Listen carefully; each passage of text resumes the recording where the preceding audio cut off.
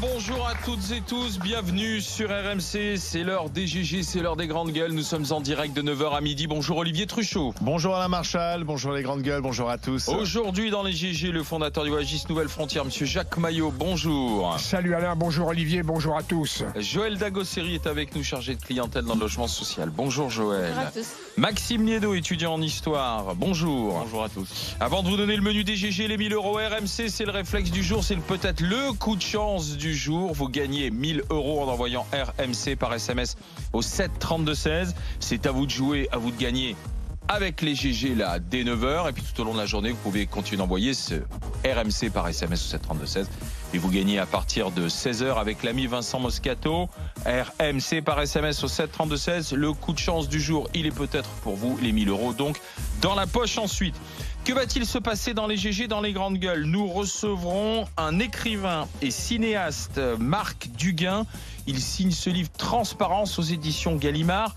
Marc Duguin qui aujourd'hui part en guerre contre l'ultra-technologie, part en guerre contre les données personnelles et imagine un monde où nous ne serons peut-être plus que des enveloppes avec nos données personnelles dedans. Enfin, il imagine un futur un peu post-apocalyptique. Marc Duguin, l'écolo. Marc Duguin pour qui Facebook est une escroquerie absolue. Et Duguin revendique le droit, lui d'ailleurs, de pouvoir se déconnecter et d'être en marge aujourd'hui de cette ultra-technologie. Il sera avec nous tout à l'heure dans le grand oral des GG à partir de 11h. À 11h-5 le match. À 11h-20, les GG veulent savoir... Je ne sais pas si vous connaissez le Var, si vous connaissez cette magnifique île de Porquerolles qui est juste au large du Var. On y cherche un boulanger pour la saison, pour l'été. 2000-2500 euros par mois. Certes, ça usine l'été à Porquerolles. À Porquerolles, ils n'arrivent pas à trouver de boulanger pour aller sur l'île. Les GG veulent savoir pourquoi est-ce qu'on n'arrive pas à trouver de saisonnier. On prendra l'exemple de Porquerolles et vous en parlez avec nous. 10h, grande gueule du jour. La question grande gueule avec les ténors du Parti Socialiste qui s'inquiètent du score de dimanche. Où sont passés les électeurs de gauche, s'il vous plaît? Y a-t-il encore un électeur de gauche en France prêt à voter socialiste? On en parlera tout à l'heure à 10h. 10h-20, le monde de Macron à la une des grandes gueules. Des salariés virés parce qu'ils ont refusé de travailler le dimanche pour l'enseigne Cora. Choquant ou pas, on en parle avec les GG. RMC, à la une des grandes gueules. Un seul dimanche, le 17 mars, j'en avais 6 à faire. Ils m'ont même pas laissé le temps de me retourner parce que un seul, et aïe, je suis à la porte. Au bout de 18 ans de boîte. En 2018, oui, j'avais accepté de faire 4 dimanches parce que j'étais pas vraiment d'accord, hein. Mais je me suis dit, parce que j'ai contrôlé, j'étais voir la loi. Et après, j'ai un de mes collègues qui a fait pareil que moi.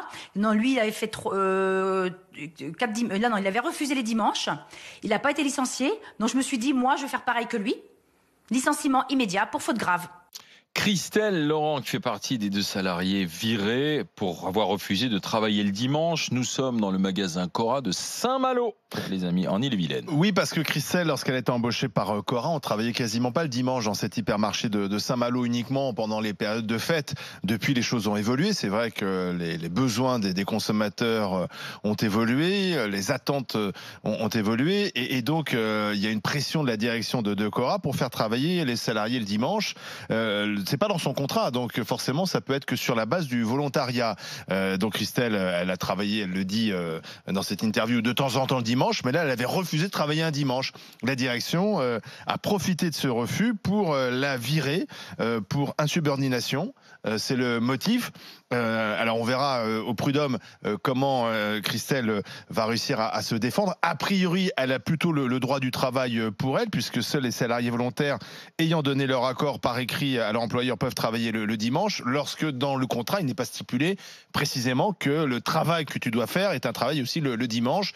Mais ça montre bien aussi qu'il y a sans doute une pression aujourd'hui exercée dans certaines entreprises sur les salariés pour effectivement travailler ces jours de repos. 32-16, rmc.fr, c'est le chantage au travail le dimanche. À vous d'en parler avec nous, bien sûr. Jacques Maillot. De toute façon, elle a un contrat de travail. En effet, c'était pas prévu dans son contrat de travail. En plus, elle n'est pas dans une zone touristique. Dans les zones touristiques, là, il faut savoir, il n'y a pas de majoration, il n'y a pas de salaire double. Et à la limite, si elle était dans une zone touristique, à mon avis, elle aurait elle aurait dû travailler. Donc là, quand même, elle est là depuis 18 ans. Surtout qu'il y a des syndicats chez Cora. Il y a un délégué en particulier, j'ai vu de la CFTC, parce qu'il aurait dû, c'est intervenir auprès de la direction. La CFTC la soutient. Oui, mais la CFTC la soutient, mais je trouve qu'un syndicat doit aussi un peu anticiper, vu ce qui se passait au niveau de l'évolution législative depuis la loi Macron. Ils auraient dû avoir une négociation avec la direction pour modifier les lettres d'embauche ou les contrats de travail. Alors, ce que disait Christelle, c'est que depuis son affaire, ils font signer des avenants au contrat des salariés. Alors, elle dit, on nous oblige en gros à signer ces avenants et on fait comprendre qu'on n'a pas le choix. Quand même, si elle est là depuis 18 ans, je me demande quand même s'il n'y a pas d'autres raisons de la part de la direction. Ils se servent peut-être de ce refus. Pour s'en débarrasser. Et alors maintenant, ils ont, je dirais, la direction a un point positif. Avec le plafonnement maintenant au prud'homme, ils ont dû peser le pour et le contre. Pour se débarrasser, ils disent ça va nous coûter tant. Finalement. Ah bon? Oui. Avec ses 18 ans d'ancienneté. À mon avis, 18 ans d'ancienneté, maintenant avec le plafonnement. On s'en est servi pour la virer, pour la lourder, quoi, en fait. C'est ça. Soyons clairs, c'est ça. Qui est la conséquence des ordonnances pédicaux, qui honnêtement, c'est un point positif, mais il y a plein de contestations là-dessus. Il y a vraiment un débat juridique extrêmement important. Ça va remonter jusqu'à la Cour de cassation, la Chambre sociale de la Cour de cassation. Joël Dagosseri. Écoute, je rejoins un petit peu ce que disait Jacques. En tant que salarié, une salariée de 18 ans qui se fait lourder comme ça pour un dimanche, le refus de travailler un dimanche, à mon avis, ça cache quelque chose. Alors sûrement qu'ils n'ont pas pu trouver autre chose à lui mettre sur le dos et que du coup, ils ont fait ce licenciement. Mais j'ai du mal à imaginer cette... C'est un message que tu envoies aux autres aussi. Oui, mais j'ai du mal à imaginer que ce soit une cause réelle et sérieuse. Pour moi, ce n'est pas une cause réelle et sérieuse de licenciement. Et ils ont dû effectivement faire un calcul en disant... écoute, ça va nous coûter tant, mais si on la remplace par quelqu'un qui travaillera tous les dimanches, à qui on fera signer un contrat peut-être pour travailler tous les dimanches, ça nous rapportera tant dans le temps. Donc on peut pas. Je pense qu'ils ont pensé avant de licencier. Sauf que la situation n'est pas si claire que ça, parce que la situation du magasin Cora est celle, écoutez bien, d'un magasin à prédominance alimentaire qui peut ouvrir de plein droit. Et donc en fait le dimanche à 13h sans autorisation. Donc, les salariés entrent dans ce cadre, pas du volontariat, mais comme le magasin peut ouvrir de plein droit, il peut demander à ses salariés d'être là le dimanche. Jusqu'à 13h. Jusqu'à 13h. Voilà. Donc, même si c'était pas le cas, lorsqu'il a signé son contrat, c'était pas le cas. C'est un peu le même contrat et la même mais pourquoi c'est pas dans le contrat de travail? Parce que comme ils n'ont pas à le mettre, eux-mêmes peuvent ouvrir de plein droit, donc c'est pas dans le contrat de travail. Comme les urgences et par exemple ce qui concerne les domaines de la médecine, l'obligation parfois dans certains établissements, c'est de pouvoir travailler le dimanche.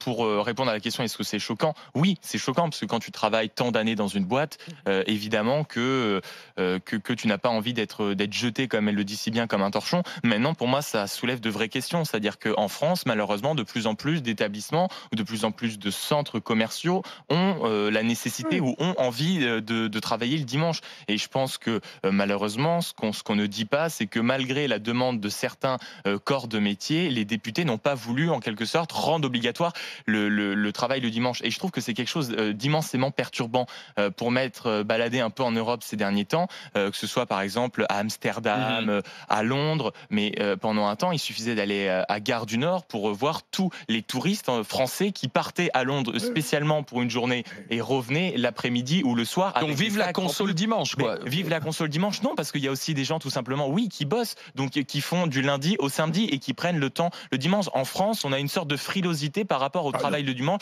et on n'ose pas le rendre obligatoire. Je pense que pour certaines boîtes, c'est le jour du Seigneur. Pas partout. Oui, mais enfin, Dieu a dit que tu te reposeras, pas tout le monde. Certains peuvent faire une exception et je te rappelle que les catholiques sont en baisse dans notre pays. Donc si tous les catholiques se manifestaient pour pas travailler le dimanche, toutes les églises seraient remplies. Dans un domaine en particulier. Mais bien sûr, mais je pense que ça cache en vérité le tabou de certains employeurs et de certains députés de ne pas vouloir rendre obligatoire le travail le dimanche. Sauf que donc cette salariée, puisque son établissement peut ouvrir de plein droit le dimanche, en refusant, elle se met à la faute. Alors je comprends. Non mais attends, il y a 18 ans d'ancienneté. A priori, il faut l'accord du salarié. Mais Elle se met à la faute. Si moi je te dis tu travailles le dimanche, je te dis non, là je peux pas. Et qu'on peut pas s'arranger et que c'est un refus catégorique, c'est un refus d'aller travailler. Non, parce que c'est pas ça qui s'est passé. Elle a déjà travaillé le dimanche, c'est ce qu'elle explique, et elle a refusé. Elle a refusé. Ben oui, on lui a proposé, mais il faut l'accord du salarié, un accord écrit. Et puis sur un dimanche, elle a dit non, et c'est ce dimanche-là qui visiblement a posé problème. Joël Dagosseri. Le fait qu'elle ait travaillé 4 ans, c'est pas bon pour elle quand même. J'ai du mal même avec ce que tu expliques sur la loi, sur le fait qu'ils aient le droit d'ouvrir de plein droit. J'ai du mal à entendre que cette salariée sans contrat de travail, sans avenant signé, soit dans une obligation totale de venir travailler quand l'employeur lui dit tu seras là le dimanche. Moi, j'ai vraiment du mal à l'entendre. Alors, il faut voir au prud'homme comment ils vont juger cette affaire, mais en tant que salarié, si je n'ai pas de contrat de travail qui me dit, qui m'oblige à travailler le dimanche, et si je n'ai pas signé d'avenant... Mais il y a des exceptions. Non, oui, mais tu n'es pas obligé. Si ton établissement, si ton entreprise, et là, c'est la loi de 1906, pour les établissements à prédominance alimentaire, estime que de plein droit, ton établissement ouvre le dimanche, c'est induit dans ton contrat de travail qu'on peut te demander de venir travailler le dimanche. Que ça soit mis clairement sur le contrat de travail. Voilà, c'est ça le problème. Cette loi de 1906, ils ne l'ont pas oublié. La loi de 1906 qui n'a pas été modifiée ni par la loi du 6 août 2015, dite loi Macron, ni par les ordonnances du 22 septembre 2017, dites des ordonnances Pénicaud. L'établissement peut donc ouvrir. Mais la question est de savoir si la salariée est tenue à ce moment-là de venir travailler. Mais comme elle y est déjà venue 4 fois, si tu veux, c'est devenu implicite. Quoi. Voilà. La vérité, donc si tu dis non, ça tourne quand même un peu à la jungle cette histoire. Parce que comme le dit Maxime, comme on veut jamais trancher dans ce pays, on voit bien qu'il faut effectivement changer les choses parce que l'ouverture des commerces, notamment dans les grandes villes le dimanche, c'est quelque chose qui s'impose. Il y a les touristes, etc. Mais comme on veut pas complètement trancher, on met des règles, des dérogations, on ne comprend plus rien et ça devient la jungle. Et peut-être que le patron de Cora qu'on ne connaît pas, ça serait bien d'ailleurs qu'il nous appelle pour qu'il nous explique. Bon, il a peut-être une drôle de façon aussi de manager ses équipes parce que on peut quand même trouver des solutions, dialoguer, etc. Voilà. On n'est pas quand même dans le dialogue social du 21e siècle. Hein. C'est un peu à l'ancienne où on vire les gens parce que tout d'un coup ça va pas. Mais néanmoins, moi je pense qu'il y a une responsabilité du législateur. Comme c'est la jungle, comme on fait des dérogations, comme on tranche pas, on fait des zones touristiques. On fait pas des zones touristiques. On va pas reprendre ce que disait Sarkozy, mais alors il y a un côté des Champs-Élysées, on avait le droit d'ouvrir le dimanche, l'autre côté on n'avait pas le droit. Enfin, c'est ça la France. Et donc ça crée des situations comme celle de Christine. Maxime, ça veut dire que comme on n'ose pas trancher, on bourre notre millefeuille administratif qu'on appelle droit du travail de milliers de règles. Regarde, tu l'as bien dit. Est-ce que c'est normal en France qu'en 2019 on soit encore régi sous des lois de 1906? Moi, je trouve ça sincèrement aberrant. Le travail a changé, la nature du travail, la volonté du travail également a changé. Et ça, honnêtement, je veux dire, c'est comme il y a pas longtemps. Je sais pas si vous avez entendu cette histoire. Elle est dingue. Ça sera d'ailleurs peut-être en lien avec l'affaire de la boulangerie tout à l'heure. Il y a pas longtemps, il y a un décret qui est passé en décembre. Ce qui se passe, c'est que ça a modifié en quelque sorte la volonté de faire des apprentis, notamment dans la boulangerie et notamment dans le commerce. Pourquoi? Parce que ce décret introduisait que ceux qui pouvaient uniquement prendre les apprentis sous leur aile en quelque sorte étaient soit patrons, soit salariés. Or, et on a pris l'exemple d'une petite boulangerie dans la Manche. Ce qui s'est passé, c'est que la femme était patronne, sauf qu'elle n'avait pas le diplôme de boulanger. Mais c'était son compagnon qui avait le diplôme du boulanger. Mais il n'était pas salarié, il était uniquement collaborateur. Ce qui fait que cette boulangerie ne pouvait plus prendre d'apprentis. Ils ont évidemment fait remonter ça à la chambre de commerce, mais en France, ça s'est révélé finalement être un phénomène de masse. Donc on a des apprentis conseillers ministériels qui écrivent des petits bouts de notes, mais qui pénalisent des chaînes entières parce qu'on ne veut pas vouer une véritable réflexion sur le travail.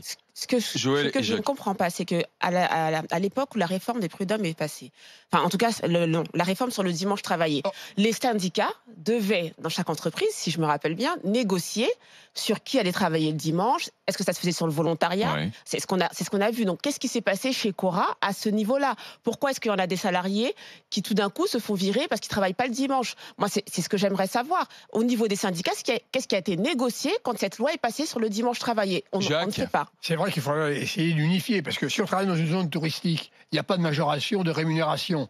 Par contre, si finalement on travaille dans une zone non touristique, on peut avoir un salaire double, même dans certains cas, si on négocie bien, un salaire triple, et puis en plus, une journée ou 2 journées de récupération. Donc de ce côté-là... Là, moi, j'ai une proposition qu'on peut soumettre dans un instant. Est-ce qu'il faut faire du dimanche un jour comme un autre pour justement, on ne se retrouve pas avec ces situations-là? Dans un instant, on continue d'en parler. Pas mal de témoignages qui sont en train d'arriver. Je vous en lis un déjà, celui d'Olivier qui dit: on commence par demander aux salariés de bosser le dimanche sur la base du volontariat. Ensuite, on les oblige. Voilà le capitalisme. Comme ça, il ne faut jamais rien concéder parce qu'ensuite, les patrons s'engouffrent dedans et ils nous en demandent encore plus. Voilà ce que nous écrit Olivier. Le consommateur. Ça n'a rien à voir avec le capitalisme. C'est la question de l'offre et de la demande. Aujourd'hui, il y a une demande de faire ses courses dimanche. Il y a notamment à Saint-Malo, il y a beaucoup de touristes et on peut comprendre effectivement la volonté d'ouvrir le dimanche. Dans un instant, Saint-Malo, c'est une zone touristique. Dans un instant, mais là, ça tient juste à l'établissement, à ce qu'est l'établissement, c'est-à-dire l'établissement à prédominance alimentaire qui peut ouvrir de plein droit le dimanche qu'à 13h sans demande d'autorisation. Benjamin est avec nous. Bonjour Benjamin. Bonjour les grandes gueules. Monsieur Benjamin, les 1000 € RMC, c'est pour vous. Eh ben, un grand merci. 1000 € RMC. Un grand merci les grandes gueules. Monsieur Benjamin, bravo, félicitations. C'est le coup de chance du jour et il est pour vous. Merci les grandes gueules, je vais pouvoir inviter ma chérie à la Saint-Malo. Monsieur Benjamin, bravo, les 1000 € arrivent dans les tout prochains jours. Vous pouvez gagner ces 1000 € avec Vincent Moscato tout à l'heure dans le Super Moscato Show. À partir de 16h, il suffit d'envoyer RMC par SMS au 7 32 16 pour, comme Benjamin, être tiré au sort et gagner ce chèque de 1000 €. Suite de notre discussion sur le travail le dimanche dans un instant en direct sur RMC Story. RMC, 9h midi, les grandes gueules.